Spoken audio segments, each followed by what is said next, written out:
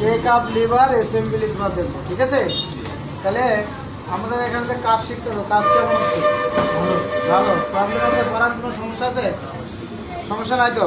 তাহলে আমাদের এখানে চেক আপ লিভার খোলা যদি দেখতে চাই তাহলে আগে আগে ফেস কভার খুলতে হবে। এই নিডেল 12 স্ক্রু, এই দেখো নিডেলটা খুলে নিলাম। হ্যাঁ, তারপরে নিডেলের ক্যাপটা খুলে নিতে হবে, এই যে। ওকে, এরপরে নিডেল বারের স্ক্রু এই যে লুজ দিলাম। হ্যাঁ, নিডেল বারটা খুলতে হবে। বুঝাইতে পারছি? এখন আমরা রেগুলেটর খুলবো। কি রেগুলেটর? রেগুলেটর খুললাম। এই যে স্প্রিং স্টিক। হ্যাঁ, ঠিক আছে। তারপরে আমরা থ্রেড গাইড খুলে নেব।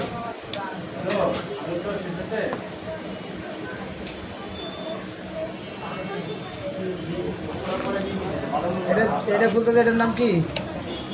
Pressure feet. Pressure fit.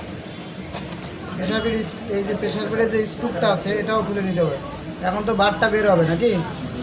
বুঝাইতে পারতেছি? না বুঝলে বলো সবাই। হ্যাঁ, জি।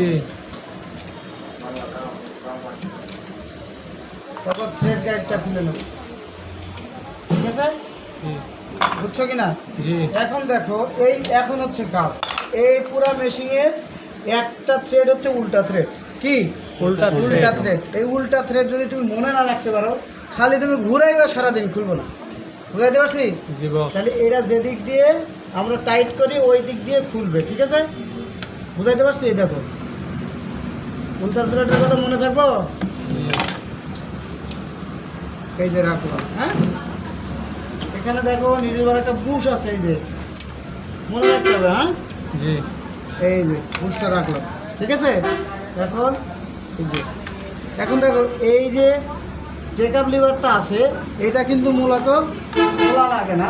যখন কোনো ক্রমে এটা ভাঙে যাইব তখন আমাদের এটা খোলা লাগবে। মিডিয়াম ড্রাইভারটা কই?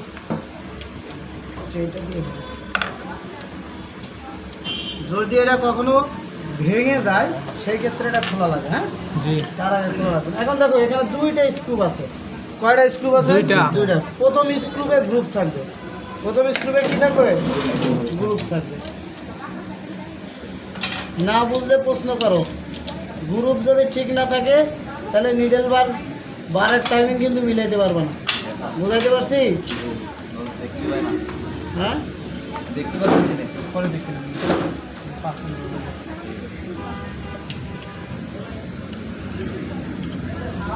এই দেখো, তাহলে আমরা পুরা থ্রেড টেক আপ লিভার খুলে ফেললাম, ঠিক আছে?